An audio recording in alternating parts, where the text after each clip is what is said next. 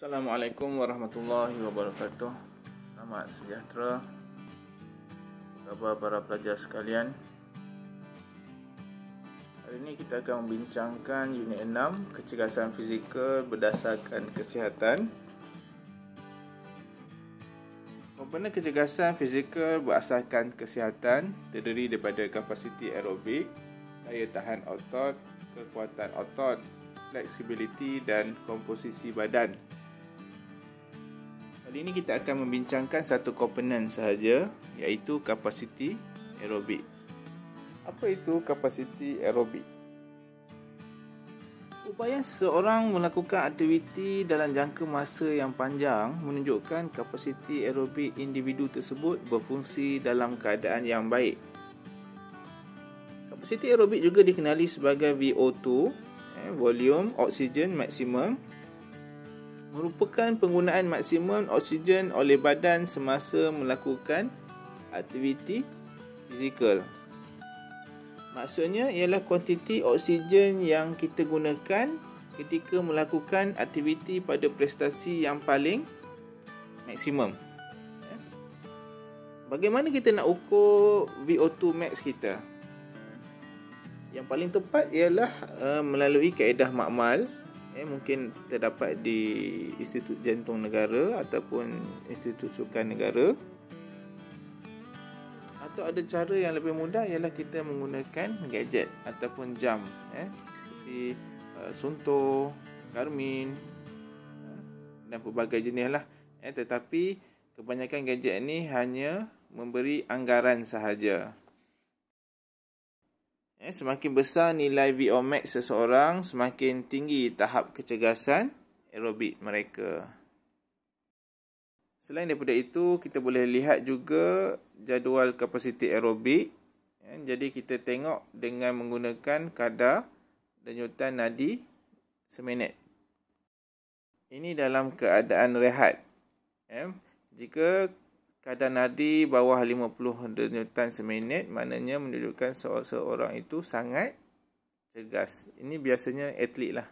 Atlet mungkin jarak jauh, maraton. 51 hingga 69 denyutan seminit boleh dikategorikan sebagai cergas. 70 ke 79 sederhana, manakala lebih 80 tidak cergas. Kadar nadi pun kita boleh anggarkan secara manual ataupun dengan menggunakan jam tangan. Okey, ini cara nak menentukan kadar nadi yang paling mudah yang dapat kita kesan, carotid artery dan radial artery. Kita boleh ambil dalam masa 1 minit ataupun kita boleh juga ambil dalam masa 10 saat, kemudian kita darabkan dengan 6. Ataupun 20 saat kita darab dengan 3. Itu anggaran lah kadar nadi yang kita boleh dapat. Okey, ini kadar nadi normal mengikut umur. Macam saya beritahu tadi, atlet dalam keadaan rehat dia memang rendah. 40 ke 60 detik seminit. Satu lagi yang perlu kita tahu ialah kadar nadi rehat. Kadar nadi rehat pun kita boleh lihat tahap kecergasan seseorang. Bagaimana caranya? Ialah apabila kita bangun tidur dalam keadaan tenang dan tidur yang mencukupi. Bila kita bangun, kita terus kira kadar nadi. Jika ada jam, Suunto ke Garmin ke, kita boleh tekan. Kita boleh cek kita punya kadar nadi. Ataupun kalau tak ada, kita buat secara manual. Itu ialah kadar nadi rehat. Kadar nadi rehat biasanya lebih rendah daripada kadar nadi semasa kita melakukan aktiviti. Kerana kita tidak banyak menggunakan tenaga. Biasanya kadar nadi atlet memang rendah kerana keupayaan jantung ataupun sistem kardiovaskular dia sangat baik dan cekap. Sebab tu nadi dia orang biasanya 50 ke bawah. Yang kedua kita perlu tahu ialah kadar nadi maksimum, KNM. Kita tengok usia kamu 16 tahun. Maknanya ada sifir, biasanya kita gunakan formula Covenant 220/16 tahun. Jadi kadar nadi maksimum kamu ialah 204. Jadual ni dah menunjukkan pelatusan kadar nadi yang biasanya digunakan untuk menentukan intensiti latihan. Ada dua kaedah latihan bagaimana kita nak meningkatkan kapasiti aerobik ataupun tahap kecergasan aerobik seseorang. Yang pertamanya ialah latihan fartlek. Latihan fartlek ni lebih kepada permainan speed play ataupun perubahan kelajuan. Dia berlari juga tapi dengan pelbagai tempo dan kadar kelajuan. Antara aktiviti dalam latihan fartlek ni seperti berlari perlahan, slow jog, larian bukit, turun bukit, sliding, lari pecut dan berjalan. Okey, ini sejarah bagaimana latihan fartlek ni diperkenalkan oleh seorang atlet Sweden. Bagaimana kita nak melaksanakan latihan fartlek? Yang pertamanya kita perlu tahu kadar nadi rehat kita. Yang kedua, sebelum melakukan aktiviti, kita melakukan warm up dan regangan. Kita mulakan aktiviti yang pertama, jogging 200 meter, melompat 30 meter, lari pecut 70 meter, sliding, lari langkah panjang dan berjalan pantas 50 meter. Ulang setiap aktiviti nombor 3, kemudian ambil kadar nadi selepas selesai set pertama dan setiap set yang diulang selama 30 minit.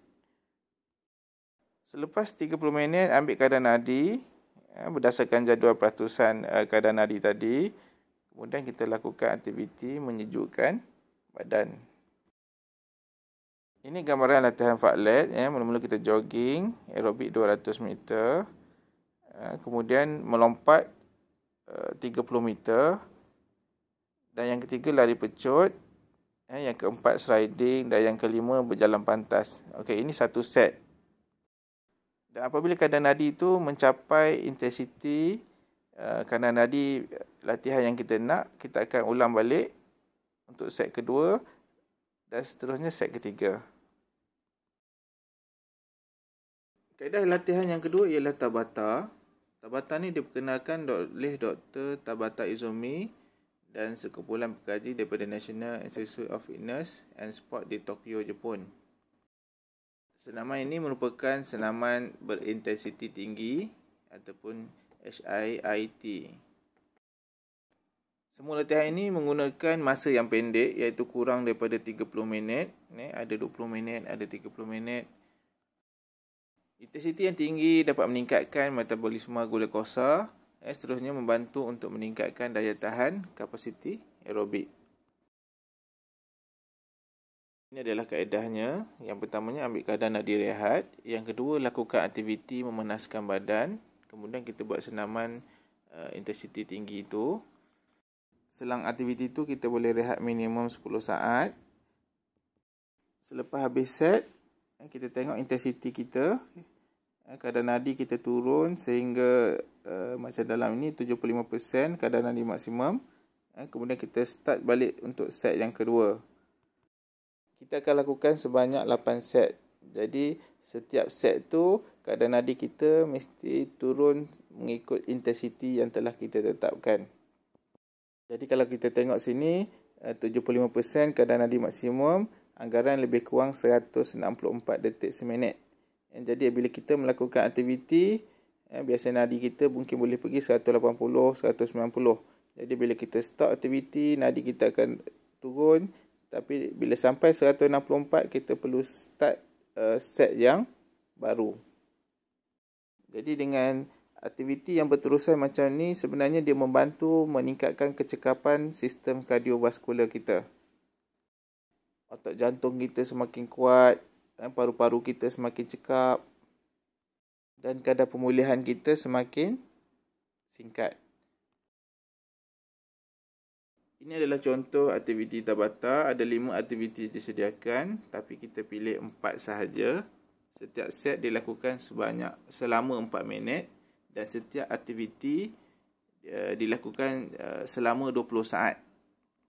Aktiviti yang pertama, push up kita buat 20 saat, kemudian kita rehat sekejap, sambung aktiviti B 20 saat, rehat aktiviti C 20 saat dan aktiviti yang keempat lah, mountain climber ataupun burpee 20 saat.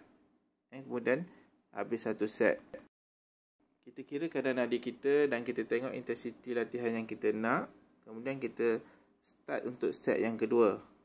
Kita akan ulang balik bergantung pada tempoh yang kita nak lah. Kalau 5 set mungkin dalam 20 minit kita akan buat. Ataupun 8 set kita buat dalam tempoh 30 minit.